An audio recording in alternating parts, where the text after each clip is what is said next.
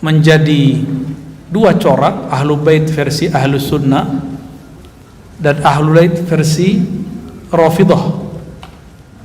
Rafidah ini Ahlul Bait yang membenci Abu Bakar, Umar, Utsman dan hampir semua istri Nabi mereka benci kecuali Khadijah, ya, Ummu Salamah barangkali. Jadi mereka benci sekali dengan sahabat-sahabat Nabi, bahkan kepada Aisyah. Dulu kalau disebut Syiah itu positif, tidak ada masalah. Di zaman dulu Syiah itu pengikut Ali, lawan Muawiyah, itu politik. Belakangan gerakan ini menjadi sebuah akidah. Maka ada beberapa zuriat Nabi protes kepada saya, semua Habib itu Syiah. Saya tanya, Syiah apa dulu? Syiah mahabbah pengikut Sayyidina Ali atau Syiah Rafidah? Saya tanya gitu. Kalau cinta Sayyidina Ali, maka semua kita Syiah. Ya enggak? Benar, antum cinta Sayyidina Ali enggak? Kita semua cinta Sayyidina Ali. Tapi jika cinta Sayyidina Ali membenci sebagian sahabat, maka itu tidak termasuk Syiah yang kita maksud. Ya. Jadi Syiah itu sebuah istilah politik yang kemudian berubah menjadi istilah agama. Karena ada politisasi agama. Ini yang bergawat nih di Indonesia mulai ini. Dulu saya kajian, Bapak Saudara makan Allah, tentang kajian Ma'rifatur Ruh, nggak ada yang protes. Giliran saya ngisi di Kemenak, dicari-cari kesalahan saya. Ya, oh kayaknya emang ada yang nggak seneng kita buka ilmu ini. Jadi antum nggak usah balas-balas ya, biarin aja ya. Ya. Jadi nggak usah khawatir. Saya kemudian diperkarakan masalah Al-Ghaus, Al-Mahdi. Antum coba cek, apakah pernah saya menaskan menyebutkan Al-Mahdi seseorang? Kan nggak ada. Ada nggak di kajian saya? Hah? Pak Hashim ikut saya kan selama ini. Ini kemana-mana ikut ngaji, sampai ke puncak saya diikutin. Pernah nggak saya mengatakan Al-Ghaus Al-Mahdi si fulan? Pernah nggak? Nggak ada. Justru saya mencintai semua Ahlul Bait karena saya khawatir nanti dari keluarga mereka keluar Al-Mahdi. Gitu. Cuma sekarang saya punya guru, mursyid saya banyak. Mursyid saya ini Thariqat Nasamaniyah, saya ngambil kepada Abu Ya Hasan Basri, sudah wafat, dan anaknya Abu Ya Darlis bin Hasan Basri, dan saya diijazahkan Naqsyabandiyah dan Samaniyah, Qadiriyah, Khalwatiyah. Itu ijazah dari mereka. Sebab mereka sudah wafat, ayah dan anak sudah wafat. Lalu saya berguru kepada Abu Ya Kasril, Maulana Kasril Al-Khalidi An-Naqsyabandi, masih hidup. Beliau ummi, gak mau nerima ijazah tapi karena keummiannya. Tapi kita paksa supaya tetap memimpin zikir karena kita butuh ilmu zikirnya. Adapun ilmu tentang baca kitab, saya bilang biar saya backup. Masih hidup sekarang. Ada satu lagi yang ummi juga, Abu Ya Masri namanya. Bukan orang Mesir Pak, tapi mukanya ke orang Mesir emang. Guru saya dulu Dr. Bashiri Abdul Mu'ti, ngajar juga di Darussunnah, ngajar di UIN juga dulu. Beliau ahli dirasah Islamiyah lah, keilmuan Islamnya lengkap, syair bisa, tafsir bisa, nahwu bisa, usul fikih bisa, apa aja bisa. Mukanya mirip. Saya mikir jangan-jangan emang dia dari Mesir nih, keturunan dulu ya. Abu Ya Masri mengijazahkan saya juga Naqsyabandiyah, Khalidiyah, Samaniyah, Khalwatiyah, Al-Qadiriyah. Jadi saya bersanad, alhamdulillah. Kemudian juga guru saya waktu saya masih kecil namanya Abu Ya Riswandi, mengijazahkan saya juga Naqsyabandiyah dan mentalkinkan Samaniyah, tapi tidak mengijazahkan Samaniyahnya. Tapi beliau ngambil tabarruk kepada saya Thariqah Syaziliyah. Jadi ini guru yang mau merendah juga nih. Ya, ada guru begitu Pak. Dan saya mudabbaj itu dalam ilmu sanad saling mengambil. Dia mengambil dari saya mengambil dari dia. Dengan tuanku Buya Kerajaan, nama ininya, nama gelarnya itu di pesantren yang ada di Pariaman. Thariqatnya Syattariyah. Beliau tawadhu sekali orangnya, masih mau dengerin bocah saya kayak saya ini Di umur beliau kan saya masih kecil. Tapi setiap kali pulang beliau minta, ayo ngajar kitab sebentar gitu di tempat beliau. Dulu kalau nggak di rumahnya, kalau nggak di pesantren. Dan masih banyak lagi beberapa thariqah dan masyayikh yang mengijazahkan. Sekarang saya ketemu seorang mursyid lagi yang mengajarkan thariqah, gabungan 4 thariqah, lalu kemudian dia mengambil metodologi awalnya, disebut Al-Muhammadi. Jadi gabungan Naqsyabandiyah, Qadiriyah, Syaziliyah, Tijaniyah. Nama guru saya itu Abiyah Ahmad Al-Badar. Dan mereka beda-beda. Yang 4 yang tadi itu orang syariat semua. Kalau yang ini Malamatiyah. Kalau Malamatiyah tahu sendiri, ujiannya langsung ke dalam jantung antum itu, sir antum diuji. Saya ketemunya setelah saya berdoa lama bertahun-tahun, ya Allah pertemukan saya dengan wali Allah yang mempunyai ma'rifat tentang engkau. Ujiannya berat. Ketemunya di mana? Dia orang Jakarta tapi ketemunya di Uzbek. Jadi saya karena dari kecil belajar Naqsyabandiyah, saya pengen ziarah ke Naqsyabandiyah dan minta izin, minta kepada Allah, ya Allah pertemukan saya dengan wali-wali Allah. Ternyata saya sekamar dengan beliau. Malam-malam kenalan sampai kami di kota Bukhara. Jadi turun di Tashkent, dari Tashkent terbang lagi ke Bukhara, sekamar. Kata beliau, maafin ya kalau saya agak nyeleneh. Iman saya itu mulai diuji tuh. Pandangan batin saya mulai diuji. Pak. Kak, aneh kenapa? Saya panggil dia Syekh. Dulu belum ada aneh-aneh, pakaiannya masih biasa ke orang biasa. Terus beliau bilang ke saya, ini sering ada kontak batin dengan Sayyidina Al-Khidir. Wah, merinding saya waktu itu. Beneran nih orang nih, wajahnya kok nggak ada tampangnya sama sekali. Pakai jam mahal, ya, pakai baju, pakai celana levis. Pusing juga kita tuh mikirin orang nih, ini zohirnya begini. Dicek sosmednya, gaya-gayaan.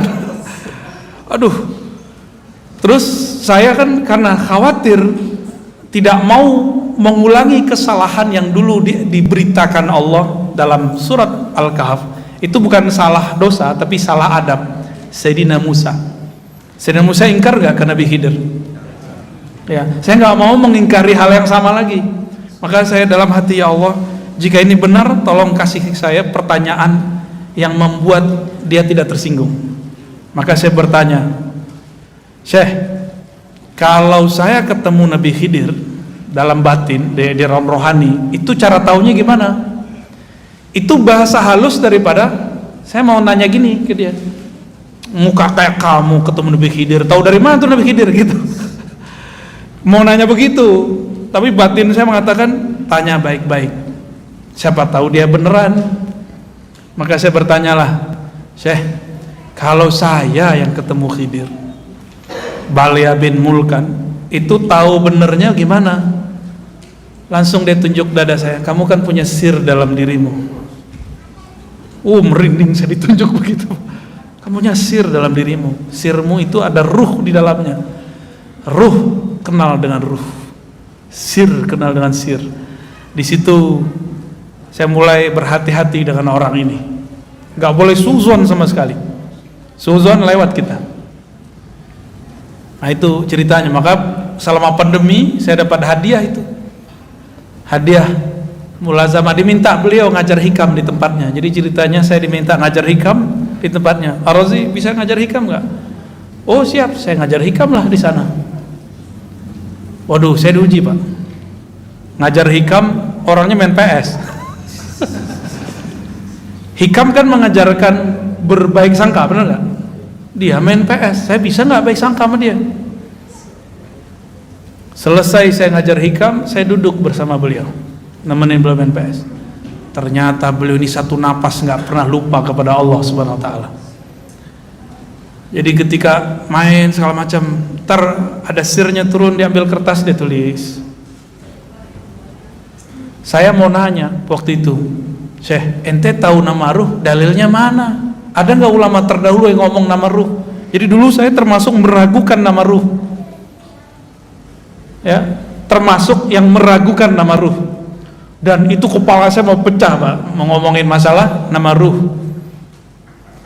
Karena selama ini saya belajar thariqah, saya asli belajar thariqah dan dapat ijazah kemursidan.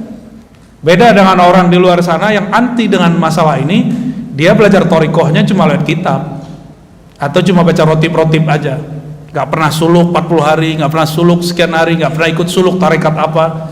Saya ngikutin dan emang nggak ketemu dalam kitab-kitab yang pernah saya baca. Ternyata saya kurang baca kitab. Ada ternyata. Kata beliau, ente cari lagi main PS. Ini orang nggak pernah nyantri, Pak. Tapi dia bilang saya belajar kitab tasawuf bukan di sini, tapi di alam lain. Wah, kan pusing lagi kita. Selama ini saya tahu nama kitabnya Ghunyah, karya Syekh Abdul Qadir Jilani. Lagi habis main PS dia bilang, tutup. Kamu kalau ragu bab ruh, padahal saya nggak nanya, Pak, cuma di hati doang. Kamu kalau ragu masalah ruh, cari kitab Syekh Abdul Qadir Jilani, buka kitab Al-Ghunyah. Kitab apa? Al-Ghunyah. Saya mikir kapan orang ini baca kitab Ghunyah. Kitab itu saya udah punya, cuma nggak tahu waktu pindahan nggak ketemu. Saya beli lagi itu kitab. Bener, sekarang 2 eksemplar saya punya, ketemu lagi itu kitab. Jadi saya beli kitab itu seminggu setelah dari ketemu. Saya waktu itu datang sekali seminggu. Udah hampir khatam nggak ketemu-ketemu. Tambah shock di hati nih. Wah, kayaknya nih asal tebak-tebakan doang nih. Tapi kemudian masih ada sisa 1/5 lagi belum saya baca. Tutuplah. Kirim dulu Fatihah ke Nabi sallallahu alaihi wasallam. Al-Fatihah li ruhin Nabi sallallahu alaihi wasallam. Lalu saya Fatihain juga beliau yang bilang itu. Kalau ente benar nih pasti ketemu langsung nih. Benar, saya buka ketemu halaman itu langsung. Tapi ketika buka itu, saya udah bolak-balik belum paham juga. Baca balik. Bagian mana ya? Ulang lagi. Yang ketiga baru ketemu.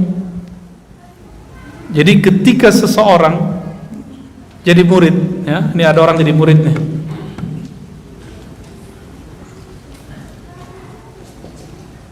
Murid itu bahasa Arab, artinya yang berkehendak mengenal Allah.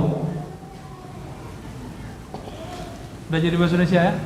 Ini pertanda bahwa dulu yang jadi guru di negeri ini adalah para sufi. Ya.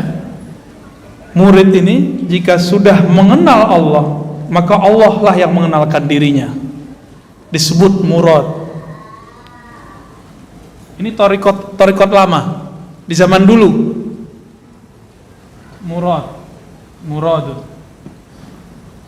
Murad itu Allah yang mengenalkan diri kepadanya. Dalilnya apa? Jika hamba mendekat 1 jengkal, Allah mendekat. Hamba mendekat berjalan, Allah mendekat dengan. Maka orang itu yang dikehendaki Allah. Zahirnya dia yang berkehendak, batinnya Allah lah yang berkehendak. Maka disebut murad. Jika si murid sudah faham bab ini, dia nggak merasa zikirnya lagi yang hebat, dia nggak merasa sholatnya lagi yang dahsyat, tapi dia merasa semua ini anugerah dari Allah, baru disebut murad. Habislah iradah dia dalam iradah Allah, lenyaplah kudrat dia dalam kudratnya Allah. Ketika itu Syekh Abdul Qadir berkata, Allah akan menamakannya dengan nama-nama yang hanya Allah yang tahu. Hanya Allah yang tahu itu maknanya 2. Benar hanya Allah yang tahu dan para walinya atau nabi-nabi. Karena di Quran kan ada la ya'lamul ghaiba illallah, tidak mengetahui yang gaib kecuali Allah. Kecuali Allah memberitahu, kata Imam Suyuti. Kepada siapa Allah kasih tahu? Nabi dan wali-walinya. Nabi dan wali-walinya. Di situ ada kalimat Allah akan menamakan orang ini dengan nama-nama yang hanya Allah lah yang tahu. Makna keduanya, nama-nama itu banyak, hanya Allah yang tahu berapa banyak nama itu. Ternyata ini kan teman kita nih, Bang Dodo, juga berguru kepada Syekh Hisham. Kata Syekh Hisham juga sama ya, satu orang bisa punya nama lebih dari 1. Syekh Hisham Kabani, tahu Syekh Hisham Kabani, murid Syekh Nazim. Syekh Abdul Qadir ngomong begitu loh. Ya. Allah akan beri lakop dia dengan lakop itu gelar yang hanya Allah yang tahu. Bisa berarti hanya Allah yang tahu dan para walinya, atau hanya Allah yang tahu berapa jumlah daripada gelar-gelar tersebut. Gitu. Dan itu semuanya gelar-gelar dan nama-nama makom dan ma'rifat. Disitulah saya kemudian tambah tasdik. Itu belum tasdik bener, masih proses ya, bertahap. Maka teman-teman, apa yang diragukan oleh kawan-kawan saya para asatidz sekarang, saya memaklumi dan saya tidak marah ya. Jadi antum, para dai, para masyayikh, mungkin sebagian habaib yang meragukan ini, saya tidak akan marah, saya tidak akan suudzon. Mungkin ada bahasa saya yang belum lengkap yang saya sampaikan sehingga antum ingkar, dan saya tidak akan marah. Maafkan jika ada kalam yang kurang pas. Maka sekarang saya buka kitabnya itu. Sebenarnya kalau mengikuti kajian saya dari awal, di Ribat kita sudah buka ya, di Ribat sudah lengkap. Ada ngikutin channel Ribat? Ikutin yang awal-awal. Yang awal-awal itu masih ada kajian tentang kitab yang menyebutkan nama ruh. Bahkan kita tampilkan di situ kitabnya. Ya. Jadi nanti salah satu persoalan yang akan saya dikritik ya, masalah nama ruh. Dan perlu diketahui teman-teman, ini bukan bab akidah. Ini cuma bab tasawuf. Sebagaimana di fikih ada perbedaan, di mazhab Asy'ari ada perbedaan, dalam tasawuf juga ada perbedaan. Kalau tidak percaya, tidak apa-apa. Termasuk istilah ghaus. Apa arti ghaus? Ghaus itu wali. Ini ulama beda definisi. Ada yang mengatakan makhluk menyandarkan kepada doanya, karena doanya lah makhluk diberkahi. Itu terjemahan kitab-kitab lama. Tapi kalau saya menerjemahkan al-ghaus adalah orang yang paling kenal Allah, namanya, sifatnya, af'alnya, bahkan zatnya. Itu disebut wali al-ghaus. Kok begitu? Jika dia kenal Allah, baru dia bisa meminta kepada Allah. Dengan begitulah doanya mustajab. Baru nyambung dengan definisi ulama yang lama. Gitu. Jadi ketika saya mengambil ini dari hadis Nabi, ketika ada seseorang sahabat berdoa, doanya lucu, antum pasti dengernya lucu. Allahumma ya ahad. Kalimat gimana? La ilaha illa anta lam talid wa lam tulad nas'aluka bi annaka la ilaha illa anta anta samad lam talid wa lam tulad wa lam takun lahu kufuwan ahad. Lucu nggak bunyinya? Wa lam talid wa lam tulad. Orang awam dengarnya wa lam tulad. Lucu nggak dengarnya? Antum biasa dengar apa? Lam yalid wa lam yulad. Kalau ya dia, kalau tak engkau. Ya Allah, kami meminta kepada Engkau yang Maha Ahad, yang Maha Samad, yang tidak melahirkan dan dilahirkan. Talid melahirkan, tulad engkau dilahirkan. Berarti tidak perlu asbab. Walam takun lahu kufuwan, walam takun laka kufuwan ahad. Tidak ada yang sebanding denganmu. Kata Nabi, orang ini meminta dengan nama yang disebut Ismul A'zam, nama yang agung, yang mana jika nama ini dibaca maka doa akan diijabah. Berarti orang-orang yang disebut wali itu orang yang kenal Allah. Maka derajat kewalian itu 4. Derajat wali kenal nama, wali kenal af'al perbuatan, wali kenal sifat, wali kenal sir zat, bukan hakikat zat, sir zat, ya. Paham di situ, ya. Nah, yang kita pelajari di Aqidatul Awam adalah sifat Allah, ya. Yang kemudian dimulai dari sifat zat itu wujud. Nah, di sini kita mulai nomor 5 aja ya, karena pada lupa semua kan? Ya benar. Bait nomor 5, wa ba'du fa'lam biwujubil ma'rifah min wajibin lillahi 20 sifah. Ketahuilah yang mesti diketahui oleh kita, bukan oleh Allah.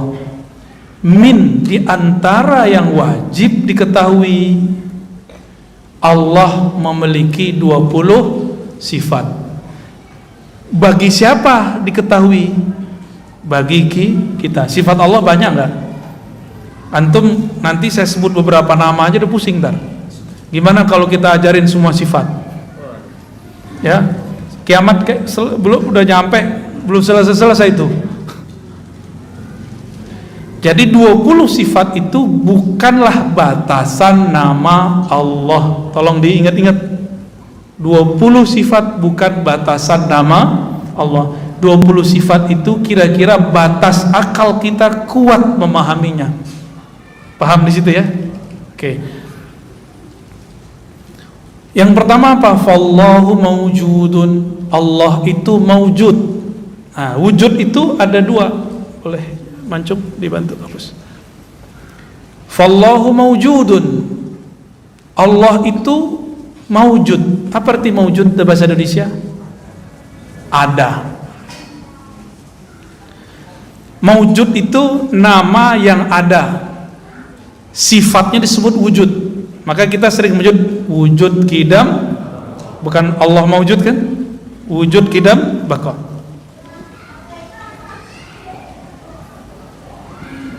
Wujud di alam semesta ini ilmu akidah. Saya bukan ngomong ilmu tasawuf ya. Kita garis dulu, karena istilahnya sama, nanti maknanya berlainan.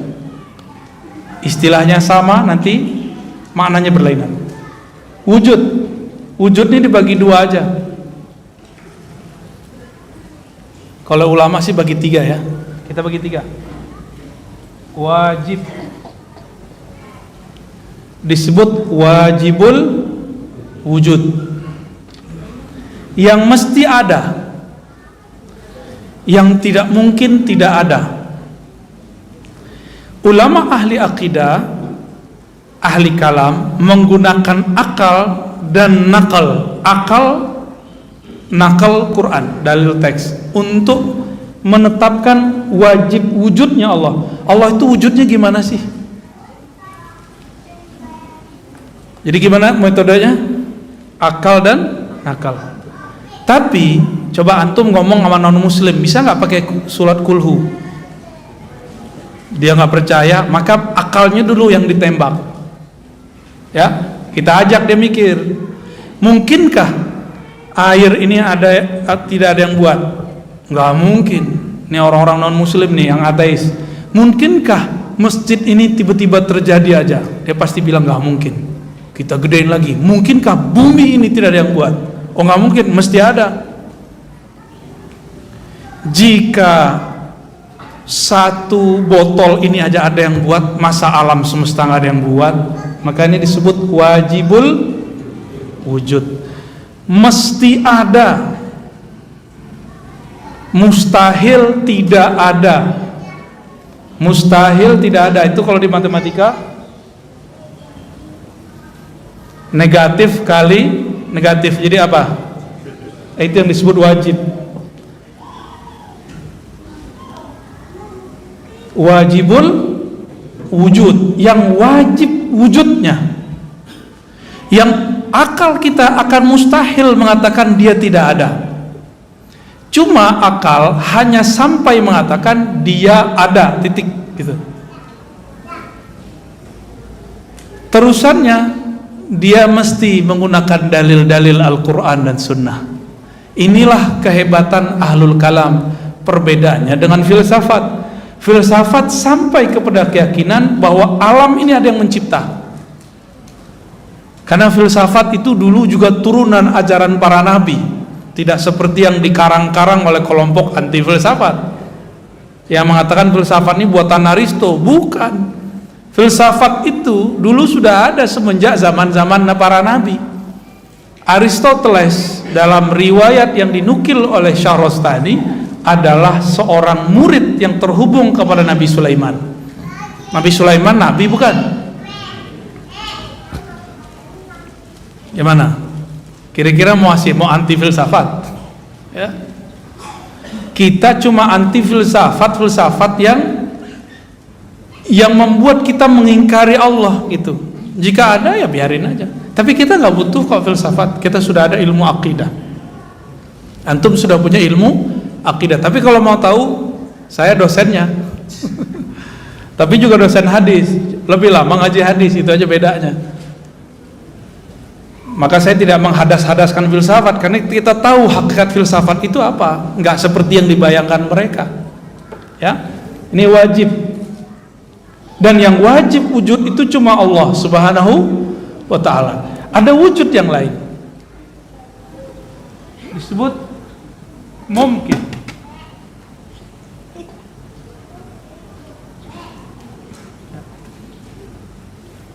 Mungkin, apa arti mungkin? Bisa jadi ada, bisa jadi tidak ada.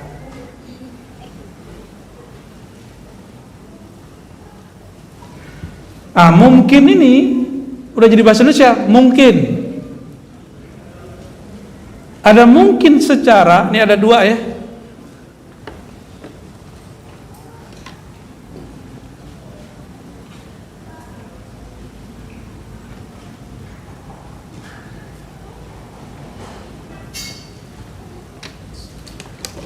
Eksak, gimana cara nulisnya? Kita sebut bahasa Arabnya aja.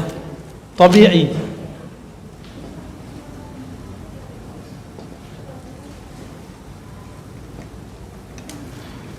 Secara akal. Dan yang kedua secara tabi'i. Tabiat itu yang orang sebut hukum alam. Contoh api secara hukum alam apa? Membakar. Udah pernah ngelihat orang Banten nggak kebakar belum? Iya, bener. Terus kalau Nabi Ibrahim nggak kebakar, antum percaya nggak? Berarti secara tabi'i api membakar, tapi akal kita bilang pernah kok seseorang dibakar api tapi tidak terbakar. Maka akal kita tunduk kepada Quran, karena Quran itu dibangun atas wahyu yang pasti diterima akal. Makanya Al-Quran mengatakan afala taqilun, apakah engkau tidak berakal?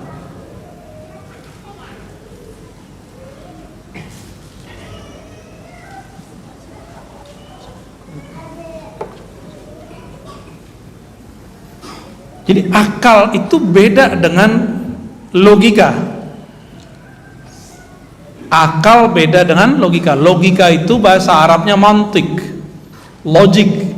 Bahasa Yunaninya logos. Orang sering bilang, oh nggak masuk logika. Itu dia keliru. Logika itu ada premis.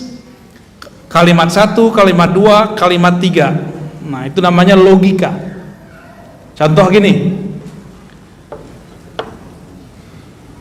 bumi ini, jangan pakai bumi, segala sesuatu yang berubah-ubah itu dicipta. Segala sesuatu yang berubah-ubah itu dicipta. Antum berubah nggak dari kecil? Siapa yang merubah? Ayah, ibu? Enggak. Makanan? Enggak. Bumi berubah-ubah nggak? Malam, siang, malam, ada yang merubah? Pasti ada yang merubah. Segala sesuatu yang berubah dicipta. Bumi berubah-ubah, maka bumi pasti dicipta. Ini waktunya sampai jam berapa nih? Apa diundur azannya? Gimana pengurus? Cuma sekali sebulan doang nih. Ya, yang penting jamaahnya ada, ditakhir tapi jamaah. Nanti kita komat aja ya. Oke. Lagi nanggung kan? Secara kasat mata api membakar, tapi kejadian Nabiullah Ibrahim tidak dibakar. Maka akal harus mengatakan secara tabi'i api wajib membakar. Disebut dalam ilmu akidah hukum adi. Hukum adi itu kita sebut hukum adat, tapi adat dalam bahasa Indonesia beda dengan adat dalam bahasa Arab. Ada, itu artinya yang berulang-ulang. Ayah dari guru saya, Syekh Muhammad Said Ramadan Al-Buti mengatakan, karena setiap hari kita melihat api membakar kertas, membakar rokok, maka kita mengatakan api pasti membakar, maka disebut hukum adi. Adi sesuatu yang berulang. Coba, air yang mengenyangkan, air yang menyegarkan, nasi yang mengenyangkan. Karena setiap pagi selesai kita sarapan, kita kenyang. Benar ya? Setiap pagi, maka kemudian kita berkesimpulan bahwa airlah yang menyegarkan, nasilah yang disebut hukum. Sedangkan ini disebut hukum akli.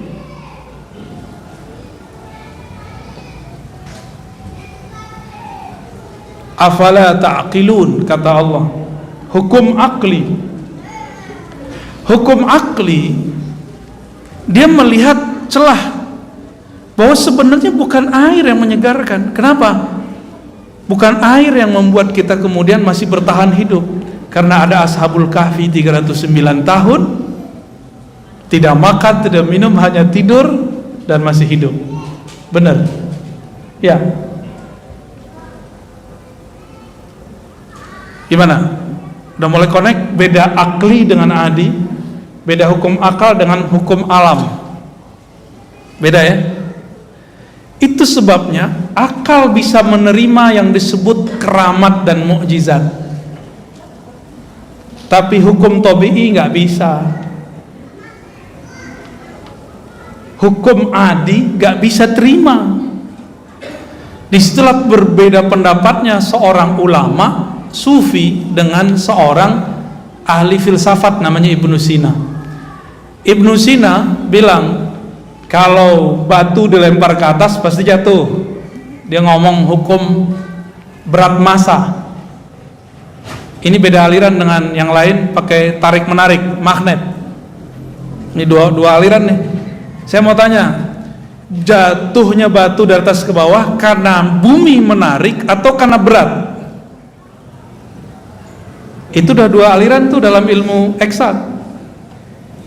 Saya ulang lagi, batu jatuh dari atas ke bawah karena dia punya ukuran berat atau karena daya tarik bumi? Itu aliran siapa? Orang barat tuh, filsafat itu. Katanya antum mengharamkan filsafat. Gimana ayo? Makan tuh filsafat. Dan lucunya banyak kawan-kawan saya kedokteran kok terjebak mengharamkan filsafat, padahal kedokteran itu adalah bagian dari ilmu filsafat terapan. Cara buat obat itu kalau nggak pakai ilmu filsafat nggak jadi. Senyawa ini kamu sudah ini, maka ini itu hukum filsafat, itu namanya logika. Ada rumus-rumus yang disebut hukum konstan. Itu adalah kaedah falsafah tapi terapan. Dulu ilmu terapan itu dianggap ilmu hina. Oleh karenanya Jelinus, orang yang jenius ahli kedokteran, tidak lebih terkenal daripada Aristoteles. Pusinglah antum ya dengan nama-nama tadi. Ini gimana nih? Kata si sufi, nih saya lempar nih batu, gak turun-turun pak batunya. Dilempar batu gak turun-turun, nyangkut di atas. Dilihat, oh iya gak turun. Tapi Ibnu Sina orangnya, dia pendiriannya di sini. Apa kata dia? Secara hukum alam, batu mesti jatuh ke bumi. Tapi karena engkau mempunyai kekuatan yang dititipkan Allah kepada dirimu, engkau bisa menahannya. Wah, disitulah saya mulai jatuh cinta kepada Ibnu Sina dan tidak lagi mengkafirkan dia, meskipun ada pandangan yang mesti dikoreksi. Orang terdahulu ini kan mereka menemukan satu pengetahuan yang mesti kita kembangkan sekarang. Bukan berarti yang dulu harus begitu, enggak. Mereka juga berbicara ilmu yang sebelum mereka enggak ada. Makanya saya sekarang dengan kawan-kawan beberapa mengajak, ayo, ini definisi di kitab belum selesai, ya kita selesain. Ini kaidah di kitab sudah banyak yang berubah faktanya. Mari kita tambahkan kaidah-kaidah baru. Karena kaidah-kaidah yang kita baca di kitab-kitab lama itu cocoknya adalah untuk masa sebelum ada internet. Ya, itu yang kita ajak kawan-kawan ya. Secara akal, maka nanti dibagi lagi, ada wajib akli, ada mustahil akli. Mungkinkah alam ini ada tanpa pencipta? Akal bilang apa? Ini tab, ini mic ada dengan sendirinya, bisa nggak? Mungkin nggak? Maka teori-teori evolusi sulit diterima, ya, sulit diterima. Kausalitas, makanya saya sering nanya dulu, masih ingat nggak? Ayam dari telur atau telur dari ayam, masih ingat? Tuh pada pusing kan? Ada yang bilang ayam dari telur, siapa? Angkat tangan. Ayo Pak, angkat tangan. Ayam dari telur atau telur dari ayam? Tuh, diulang lagi kan? Jadi yang benar gimana? Saya punya ayam waktu di kampung. Saya lihat ayam keluar dari telur, tapi telur keluar dari ayam. Pusing gak? Maka mesti ada yang bukan ayam, bukan telur, yang menciptakan ayam dan telur. Itu akal ngomongnya begitu. Bukan ayam yang menciptakan telur, bukan telur yang menciptakan ayam. Nah, itu ada lagi namanya dalam ilmu mantik, daur namanya. Muter-muter, kan ada orang suka muter-muter. Ayam dari telur, telur dari ayam, gitu aja terus. Orang kalau sudah paham bab akli, maka dia akan kuat berfikirnya. Bagaimana dengan hukum nakli, dalil teks? Itu bagi orang yang sudah paham akli, maka gampang mencerna dalil teks, dalil nakli. Jangan langsung dicokokin teks, nanti pokoknya begitu jadinya. Nggak ada berfikirnya. Pokoknya di Quran begini, haram. Ya enggak, itu enggak mikir. Allah nyuruhnya mikir. Ya. Jadi wujudnya Allah itu disebut wujud wajibul wujud, ya. Selain Allah disebut dengan alam dalam ilmu akidah. Kalau dalam ilmu tasawuf itu beda lagi istilahnya. Ya. Kalau dalam ilmu tasawuf kullu ma siwallah batil, selain Allah batil. Tapi dalam ilmu kalam, ilmu akidah, selain Allah disebut alam.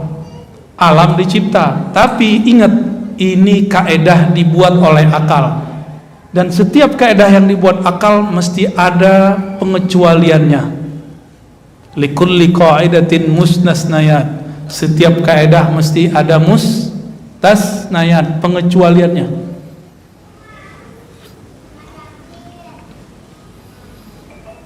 Ketika kita mengatakan bahwa alam ini ada, alam ini apa? Segala satu selain Allah. Oke. Nah, turunan alam boleh dihapus, Cuk. Ini bagian terakhir yang mau saya jelaskan. Alam itu dapat lagi dibagi. Pertama namanya jisim, benda. Tapi bukan benda dalam bahasa Indonesia. Bukan jisim dalam bahasa Indonesia.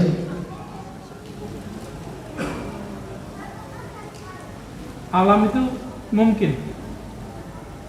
Ya, bagian dari mungkin.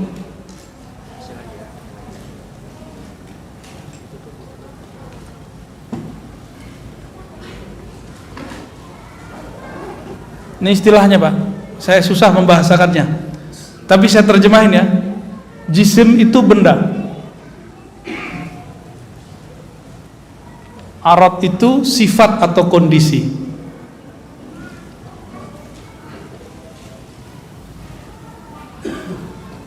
Ini terjemahan paksaan ya.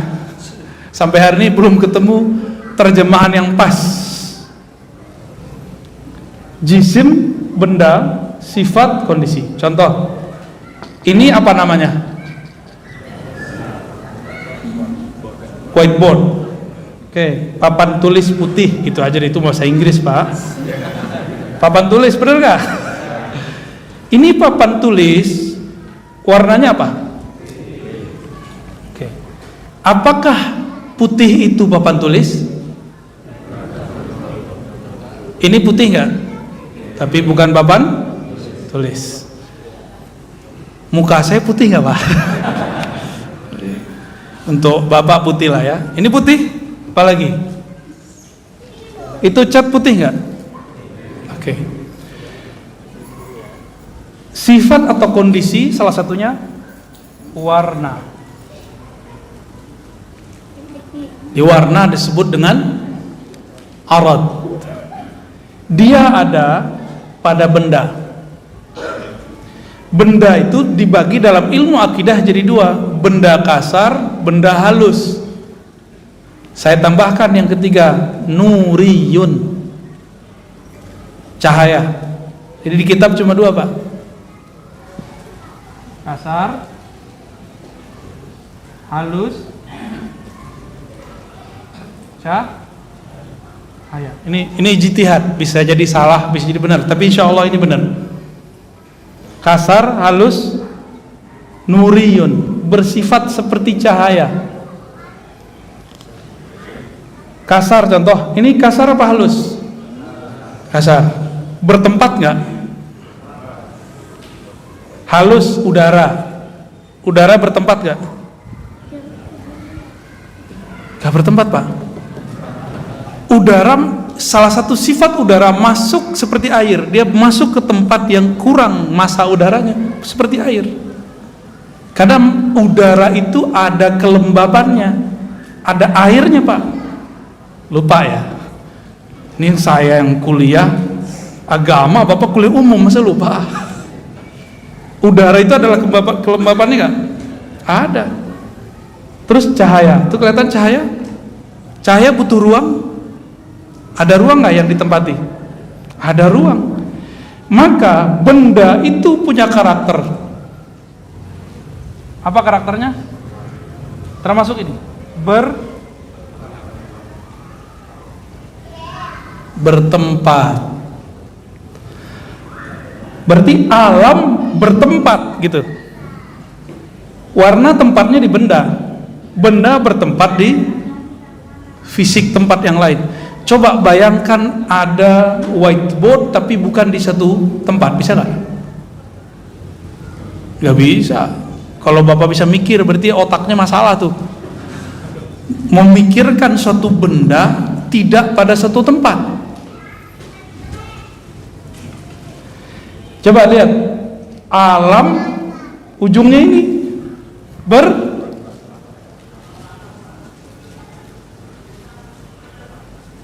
itu maksud kajian kenapa dipisah jadi dua, ya? Kenapa ini dipisah? Karena Allah bukan alam, maka Allah mustahil bertempat. Kalau faham ini baru beres baca Ar-Rahman 'alal 'arsy istawa. Allah bersemayam di atas aras, bukan menempatinya. Cukup katakan bersemayam, selesai. Yanzilu Rabbuna, Allah turun sepertiga malam terakhir. Enggak usah dibayangkan bertempat, berpindah-pindah, enggak. Apalagi bertempat, berpindah-pindah, berubah-ubah, enggak, ya. Ngebul enggak? Tapi bisa dipahami ya? Alhamdulillah. Ini baru belajar ilmu aqidatul awam. Begini cara belajar saya dulu kepada guru-guru saya. Sudah mulai paham? Dikit-dikit aja dulu ya. Di sini cukup? Cukup ya? Jadi kalau disebut dalam surat Asy-Syura, surat musyawarah, laisa kamislihi syai', tidak ada yang serupa dengannya satupun, yaitu alam. Tiadalah alam serupa dengannya. Alam bertempat, dia tidak bertempat. Alam berbentuk, Allah tidak berbentuk. Alam berubah-ubah, Allah tidak berubah-ubah. Alam ada awalnya, Allah tidak berawal. Alam ada akhirnya, Allah tidak berakhir. Baru pas maknanya, huwal awwalu wal akhiru. Dia maha awal, bukan berarti ada awalnya, justru tidak berawal. Wal akhiru, dia tidak berakhir. Gitu ya. Alhamdulillahi rabbil alamin. Gimana? Cukup? Mau nanya? Ya? Mau nanya? Oke. Silakan. Benar bisa dipahami? Kalau enggak kita ganti metodenya. Bisa ya? Ya, silakan. Langsung aja.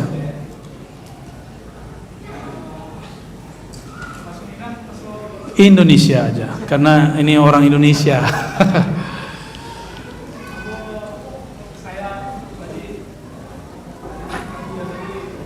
Ah, ini nih. Ya, silakan.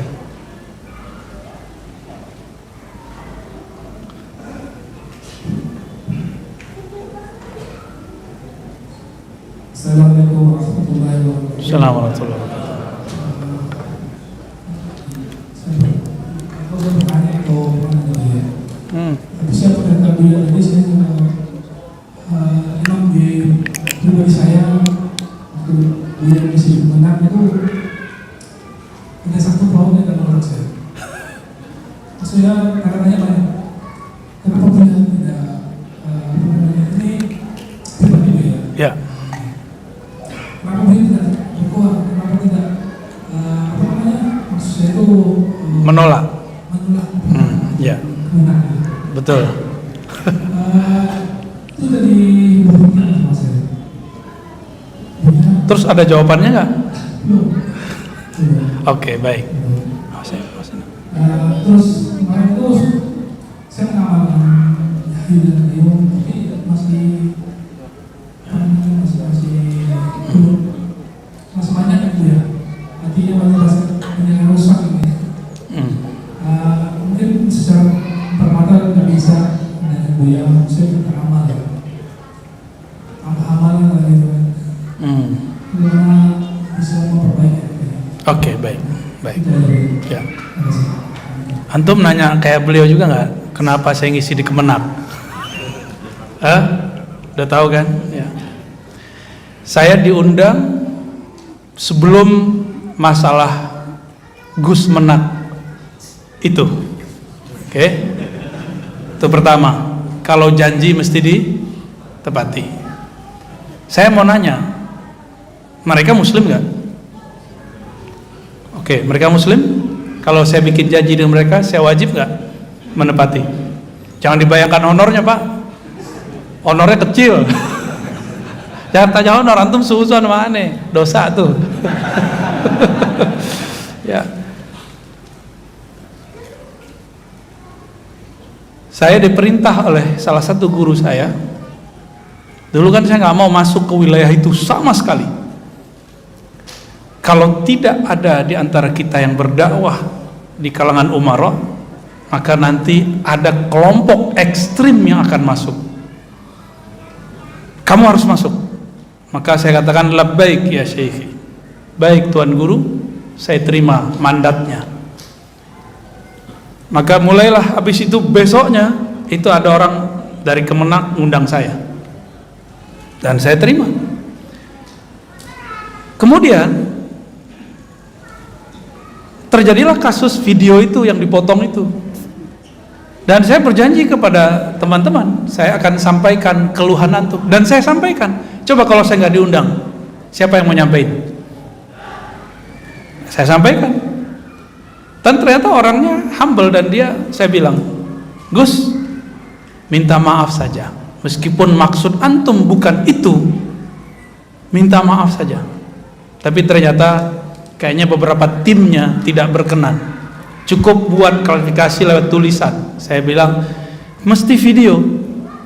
Karena orang sekarang malas baca. Buatlah video, antum minta maaf. Ya, nggak tahu kan, kita nggak boleh maksa orang. Kita cuma boleh menasihati. Ya. Dan seandainya pun dia benar-benar maksud begitu, itu kan merugikan dia. Dan dia ngomong begitu, saya nggak mungkin lah, kata dia nih. Jadi saya minta klarifikasi, benar gak ente maksud begitu? Aduh Buya, katanya, saya ini kan orang Nahdiyin, yang paling berisik pakai toa kan orang NU. Benar gak? Bukan orang Muhammadiyah, bukan orang Salafi, bukan Ikhwani. Yang paling berisik itu NU. Karena orang NU ini suka beragama tuh rame, asik. Benar gak? Kayaknya rame gitu, seru gitu, hidup negeri itu kayak rame. Justru kalau saya konsisten dengan ini, bahwa maksud saya adalah syiar-syiar ini, saya yang rugi, kan saya orang NU katanya.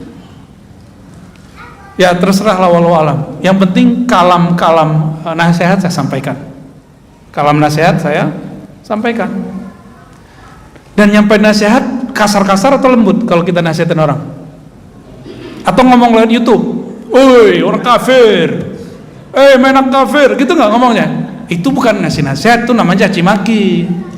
Kalau ngasih nasihat, jangankan kepada Menak, Sayyidina Musa diperintah untuk ngomong kepada Fir'aun, ngomong baik-baik. Benar gak? Padahal Fir'aun sudah ngaku jadi Tuhan. Inilah perbedaan manhaj yang diajarkan guru-guru kami dengan ya yang mereka itu, kawan-kawan saya. Semenjak saat itulah mulai muncul tuh kajian ruh dipermasalahkan. Baru tadi nggak ada masalahnya, nggak ada yang mempermasalahkan. Ya nggak masalah sih, memang ini sudah hak dan kewajiban saya, dan memang sudah hak saya dapat ujian ini. Jadi nggak ada masalah, dan saya nggak menyesal sama sekali, ya. Dan kita akan teruskan. Ini negeri, Bapak, saya mau kasih tahu antum, kalau tidak masuk ke dakwah ke semua lini, maka nanti akan ada pengkhianat di kalangan aparatur negara yang akan menghancurkan negeri ini. Antum nggak bisa lagi pengajian begini, di mana-mana dibom, mau. Ya, sekarang Ahlus Sunnah lagi kacau nih, ya. Ahlus Sunnah bantah Ahlus Sunnah, bahkan saya diragukan Ahlus Sunnahnya loh mereka. Saya ngomong bab tasawuf, itu beda dengan bab ilmu akidah, dua hal yang berbeda. Mereka campur-campur adukan, ya. Jadi nggak usah khawatir, Bang, ya. Udah yakin saya tidak bertambah dengan melihat ada keramat, dan juga tidak berkurang ketika ada ujian-ujian. Seperti yang dikalamkan Sayyidina Ali, jika aku melihat keajaiban, yakinku tidak akan bertambah, tidak akan berkurang. Begitulah yakin, gak boleh naik, gak boleh turun. Wabil akhirati hum yuqinun, ya. Dan saya cuma seorang muallim, guru itu gak boleh beda-bedain murid. Mau muridnya aparat, jamaah biasa, wong cilik, pengusaha, saya gak boleh bedain. Dan antum coba lihat, saya pernah ikut kampanye gak? Pernah ikut kampanye nggak? Teman-teman saya yang ikut kampanye, mengkampanyekan gubernur kah, wali kota kah, dan saya tidak masalahkan. Kenapa itu nggak diprotes? Saya cuma dakwah doang, kok diprotes? Saya harusnya protes yang ono, jangan protes di sini, gitu ya. Jadi husnuzon aja, ya. Oke, ada lagi, satu lah belakangnya, satu belakang, udah 7:30. Habis ini kita ke Nabawi. Ya, udah nunggu di sono. Ya. Nanti antum kalau nanya di sono, ya. Assalamualaikum ya. Assalamualaikum. Saya menanyakan yang pertama, daripada konsep Madhab Asy'ari yang selalu bersikap wasatiyah, tengah-tengah, adalah konsep asal.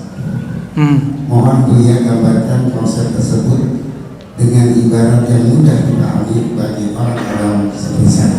Baik. Assalamualaikum warahmatullahi wabarakatuh. Ini 12 SKS nih. Tapi saya kasih yang clue yang mudah ya, insyaallah ya. Coba angkat tangannya semua. Itu antum yang angkat, Pak Allah yang angkat? Hah? Siapa yang angkat? Sadar gak ngangkat tangan tadi? Kesadaran itu disebut kasab.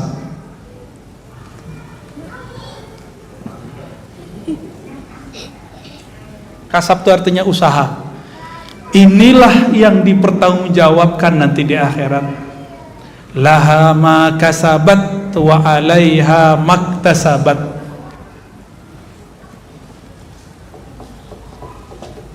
Paham? Gampang ya? Jadi Nabi Khidir ketika bunuh anak kecil itu nggak pakai kasab dia. Dia bukan lagi dia gitu. Tapi dia, saya pusing tuh. Hanya ilmu tasawuf yang bisa menjelaskan. Ilmu ini nggak bisa. Maka ilmu kalam ada batasnya. Oke?